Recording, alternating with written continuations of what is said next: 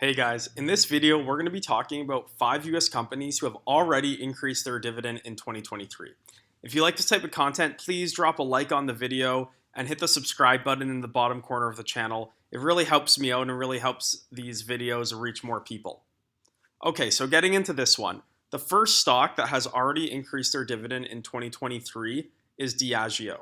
I know technically not a US based company, but it does have a lot of their business in the US and they are listed on the US stock exchange as well. Looking at this stock, Diageo has performed, I'd call it in line with the market over the last year, down about 10 to 15%, but it is in a consumer product category that's relatively defensive over time. They sell lots of vodka brands, tequila brands, rum, whiskey, that type of stuff.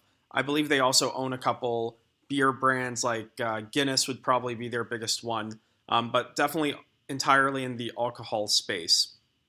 And people tend to, consume alcohol during good times, bad times. So if we look at this company's earnings trading at about a 23 PE, without knowing too much about the company, that seems directionally fair.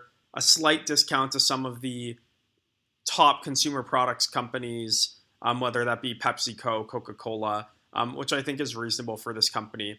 Their yield is 1.2%, and they just increased it this month by 6%. So this will probably go from about 1.2 to 1.3% on current share price. So definitely a pretty small yield, but one that they have been increasing over time, and they're really investing the majority of their money on growing. It looks like they're doing a lot of acquisitions over the last few years. So they're more focused on growth than returning a lot of their capital to shareholders, but could be a good one long term to start building dividend income at a lower starting yield over time. Stock number two is one that lots of people are probably more familiar with. Domino's Pizza, despite having tough earnings, you can kind of see down 17% in the last month, just increased their dividend by 10%.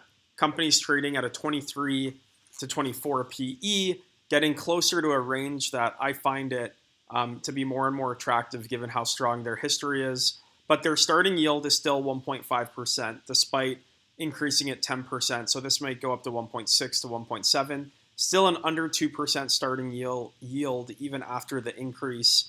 They do buy back a lot of shares, so you're getting some capital, some shareholder return on capital in other ways as well. But worth noting, this doesn't have the juiciest yield, even though they have been really good at increasing the dividend. If you look here at now over $1.20, whereas 5 years ago it was under 50 cents, so up well over 100%.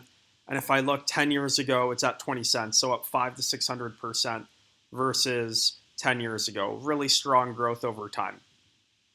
Going into stock number three. Stock number three is Home Depot. So I think as we look at Home Depot, a bit more of a cyclical company. We can look at it over time, and you see pretty big swings in the stock price. And ultimately, over the past 5 years, as we've kind of gone on a bit of an economic run here, the stock's performed really well. However, over the last 1 year, actually better than I thought, but still down 6%, mostly in the last couple months.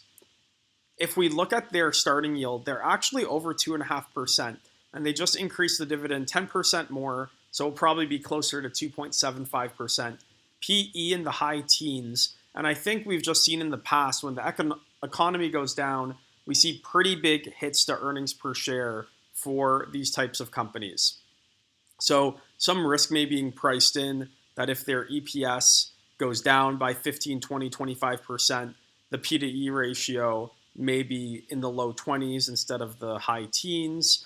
Ultimately, if you have a long-term approach, I don't think it's a bad time to be dollar cost averaging into this company. It's not one that I own, but definitely one that has been really good at increasing their dividend and will likely continue to do so over the medium to long term.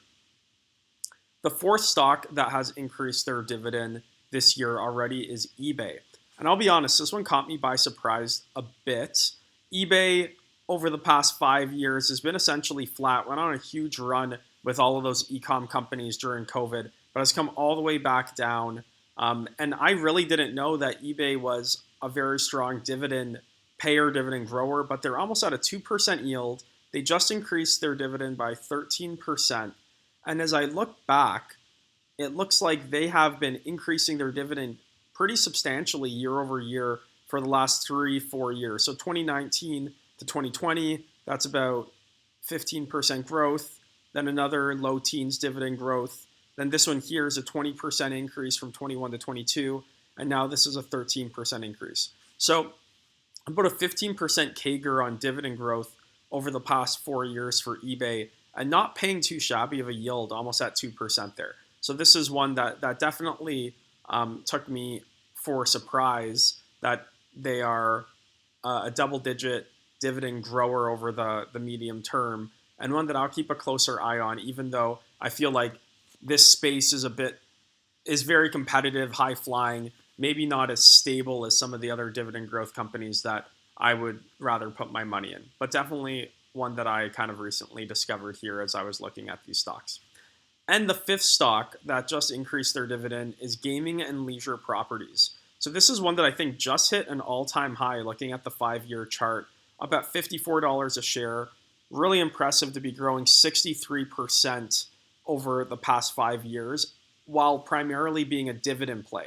So they've been paying out 5% yields over this time period and returning 12-13% of capital appreciation a year. So almost 20% compounded growth for shareholders over the last 5 years per year. So really great performance for shareholders of gaming and leisure properties. They just increased the dividend 37%. So they're really rewarding shareholders for sticking with the company and passing on lots of that capital, lots of that cash flow growth straight to them. So this seems like a great company who's performed really well and really has been benefiting shareholders. Congratulations to anyone that owns it. Just looking back at their history, you see that huge jump that they just did here. 70 cents to 97 cents is the 37% I was talking about. But they've really been, generally speaking, increasing the dividend over time here. 54 to 56, 60, 62, 63, 68, 70. Then COVID hit, and it looks like they had a bit of a hit to their dividend given the type of assets they own, being more casino, luxurious, not luxurious, but leisure, experiential properties. Some of them may have shut down, and they still paid out the majority of their dividend. And they're back to growing now, and now more than compensating you for sticking through it with that 37% increase. So this just goes to show, I know the market has been all over the place over the last year, but there's tons of really solid companies with really strong capital allocation and business models that are operating really well, that continue to pass on returns to shareholders. And this is an example of 5 of them that have increased their dividend in a big way just so far in 2023. I hope you guys learned something from this video, or maybe got a stock to put on your watch list. If you like this type of content, please subscribe to the channel, like the video, drop a comment below if you have any thoughts on any of these stocks, and I'll see you guys in the next one.